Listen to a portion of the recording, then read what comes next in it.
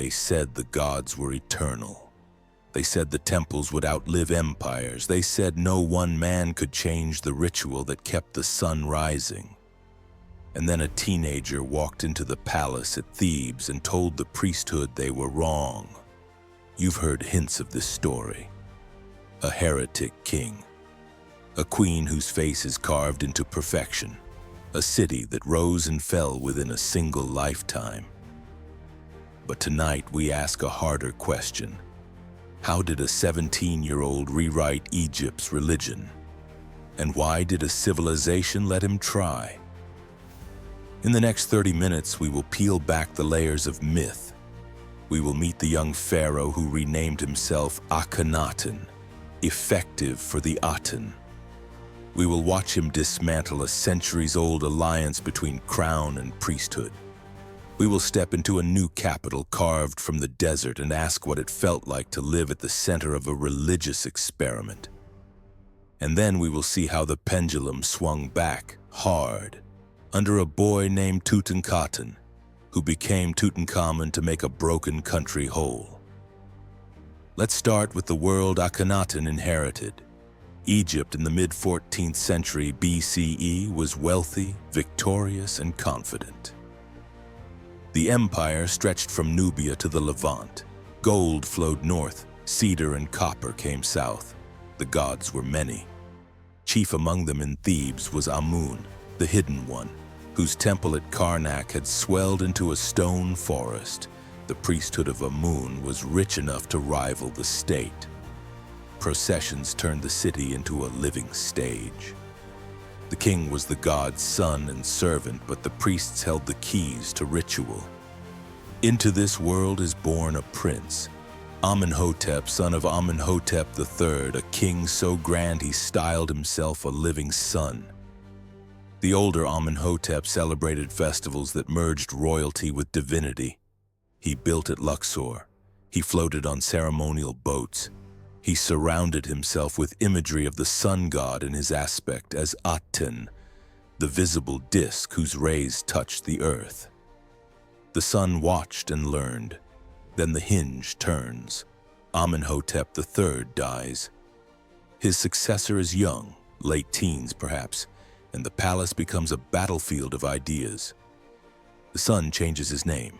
Amenhotep IV becomes Akhenaten.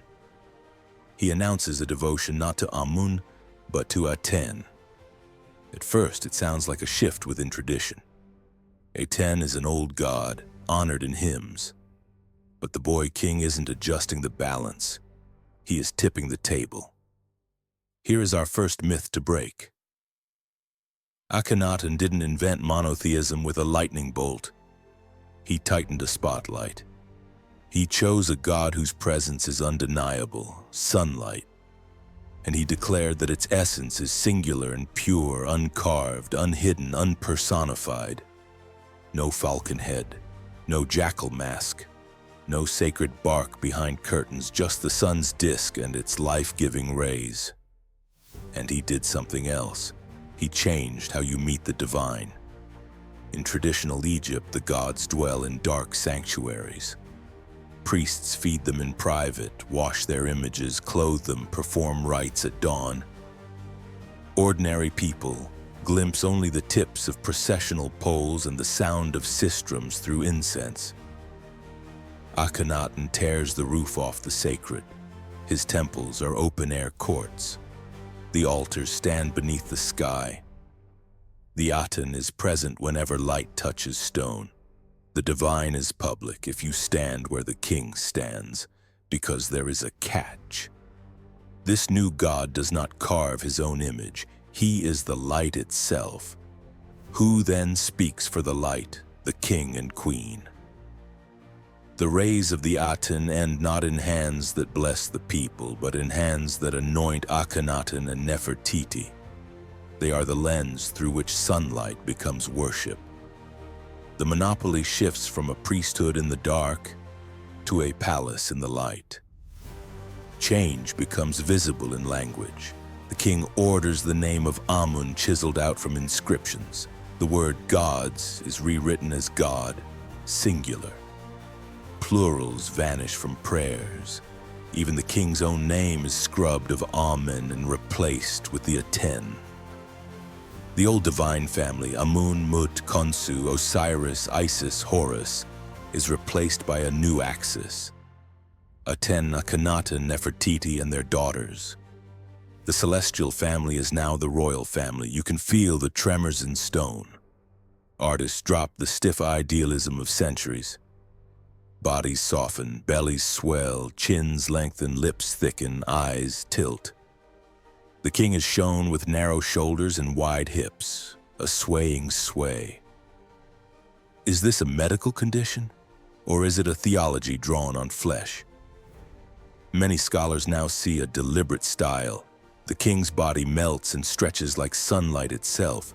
He is both male and female in symbolism, the source of life like the sun, the father and mother of Egypt. Nefertiti too stands beside him, not as a shadow, but as a partner. She smites enemies. She anoints. She receives offerings. Their daughters appear in intimate domestic scenes, kissed and cuddled under the Aten's rays. The royal family is both temple and icon. The experiment needs a stage. Thebes is crowded with memory. Karnak's walls whisper the names of Amun. So Akhenaten does something audacious. He picks a stretch of empty desert and names it Akhenaten, horizon of the Aten. He draws boundary stelae in the cliffs and swears eternal devotion to a city that did not exist the day before. He imports artisans, scribes, officials, bakers, brewers, and soldiers. A capital blooms in months. Palaces, villas, workshops, temples with open courts. Streets aligned to the sun's path. It is a world designed to be seen from above by a god of light. Listen to his voice and hymn. He praises the Aten as the source of every heartbeat, every wing beat, every fish that leaps in the river. He says the Aten brings life to foreign lands too. They thrive under the same sun. It is a universal vision. It breaks the old map in which gods are local and Egypt is the center. If the Aten shines everywhere, then the king's god is the world's god. It is imperial theology wrapped in poetry. But at the same time, the empire is fraying. Letters from vassal rulers in Canaan and Syria beg for troops and gold. Habiru raiders cut trade. Rival kingdoms press borders. The Hittites expand. The young king's attention is on ritual and building. He sends gifts instead of garrisons. The courtiers whisper that the king sings while cities burn. Is this fair? The record is murky. Some campaigns occur, but the reputation sticks. A pharaoh more priest than general. Why would Egypt let this happen? Because revolutions are easier to launch from within a consensus. For years before Akhenaten, the sun's prominence had been rising. The crown had reason to fear the Amun priesthood's power. By purifying worship around the Aten, the palace cuts off a rival's resources. Wealth that once fed Amun's temple now feeds the king's son altars. Land changes hands. The god's will is a budget line, and yet you cannot reorganize eternity without a backlash. Workers in the necropolis lose commissions to carve Amun's name. Priests are retired. Pilgrims find their festivals shrunken. Ordinary people still need gods for childbirth, for harvest, for the afterlife. The Aten offers no comforting mythology of judgment halls and scales. He shines. He does not speak of the West. In cemeteries, you see the compromise. Tombs at the new city praise the Aten by day and whisper to Osiris at night. The human heart hedges. Now here is a second myth to break. Akhenaten is the world's first monotheist prophet in the later sense. He is more radical than that. He does not say, "There are many paths, but mine is best." He says, "There is one source, and I am its appointed voice." It is a fusion of theology and monarchy so tight that when the king dies, the god's voice goes quiet. About halfway through his reign, the art grows more austere. The king's features lengthen further. The hymns make the sun more abstract. The city hums with ritual, while the correspondence from the frontiers turns more frantic. Some of the king's daughters die young. A plague may pass through the land. Nefertiti disappears from some records, then reappears, perhaps elevated, perhaps renamed. The palace's inner rooms become impossible to map with certainty. Then the inevitable. Akhenaten dies. He is not old. The god's human lens is gone. Who speaks for the Aten now? The throne passes through a short-lived figure, perhaps Smenkhkare, perhaps a co-regent, perhaps a shadow. The details are contested. What is clear is that the system needs a child who can be steered and a brand that can be changed. A boy named Tutankhamun becomes king. The name means living image of the Aten. Within a few years, the court moves against the experiment. The boy's name is changed to Tutankhamun, living image of Amun. The old gods return to public life. The capital at Akhenaten is abandoned. The city's stones are carted off to be hidden in other walls. The Aten is not erased completely, but he is demoted from sun to sunshine. Why the reversal? Because the experiment had created a hole where the social fabric used to be. Ritual calendars stitched villages to cities. Temple storehouses functioned as banks. Priests were administrators and archivists. By collapsing the pantheon into a palace cult, Akhenaten had broken a network that people relied on for meaning and bread. The counterrevolution is framed as restoration. The gods were angry because their temples were closed. Open them, and the Nile will smile again. Here is the part that monuments do not brag about. The restoration is political theater and practical policy at once. The court publishes edicts confessing error and promising repair. The boy king is presented as a pious healer.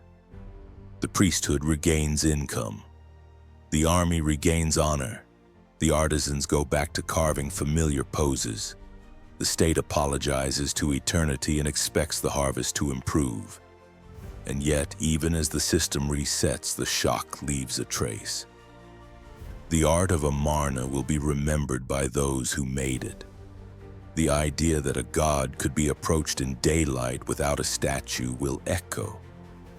The notion that a ruler can rewrite cosmology will haunt future kings and priests. You can erase a name from a wall.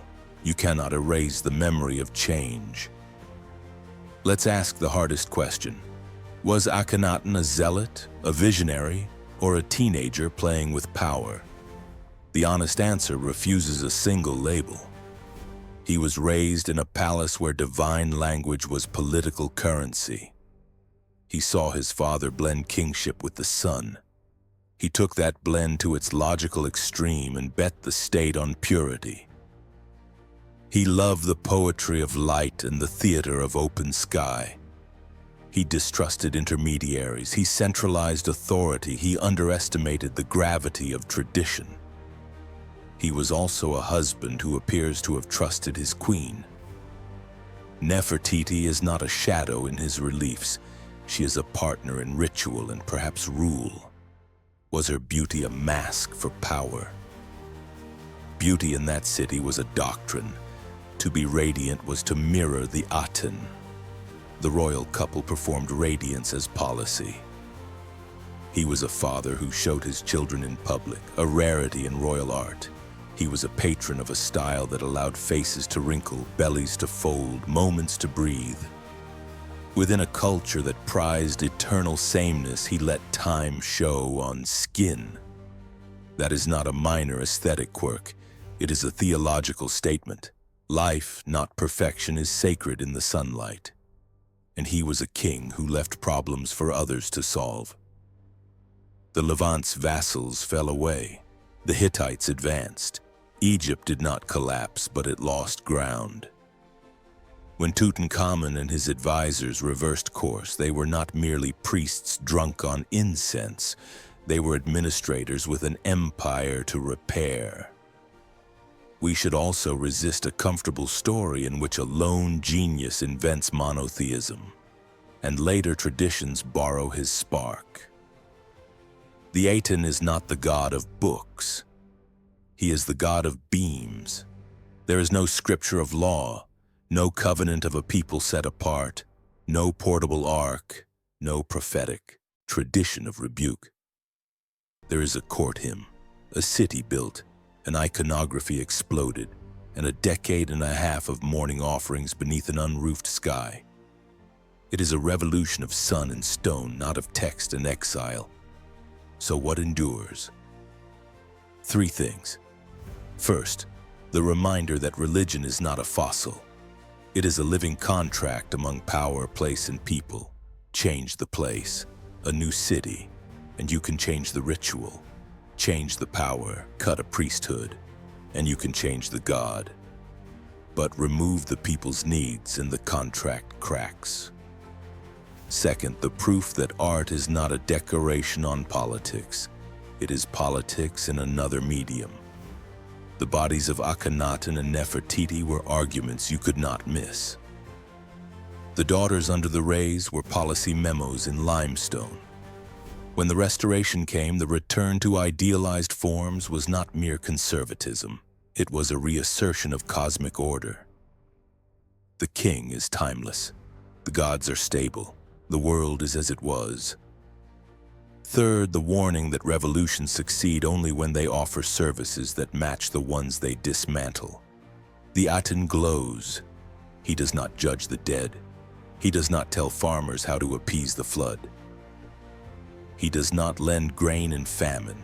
He does not give the village a festival with beer and music. A god must be a calendar as well as a creed. And yet, I want to end with a thought in Akhenaten's defense. In a world of many cults, he tried to imagine a unity that crossed borders. His hymn sees Syrians and Nubians living under the same light. He pictured a god whose power is not tied to an object, a shrine, or a priest's hands. He wanted a worship that could not be hidden because it shines on everything. For all his arrogance, that intuition is a kind of humility. The sun does not need your statue to rise. When the restorers erased his name, they broke his statues into talus and packed them into new walls as filler. For centuries, he was a rumor. Then fragments surfaced, and the city he built was found where he said it would be, between the desert cliffs and the river's bend. The horizon of a god sketched in stone. We walk its streets today and feel a human presence, breath, laughter, grief that survive chisel and decree. So how did a teenage pharaoh rewrite Egypt's religion?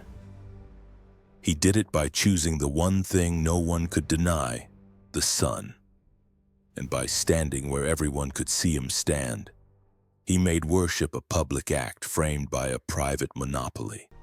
He sang hymns while borders frayed. He gambled that beauty could hold a nation. For a moment it did. Then the moment ended and the old gods came home. But the desert remembers. The light still falls on broken altars. And if you stand at dawn, you can watch the sun lift over a vanished city and think, a boy once told the world that this was enough. Coming up next time, a boy king in a golden mask, a court scrambling to patch a broken empire, and a tomb that slept while 3,000 years passed overhead. Tutankhamun, the restoration and the invention of an afterlife in modern imagination.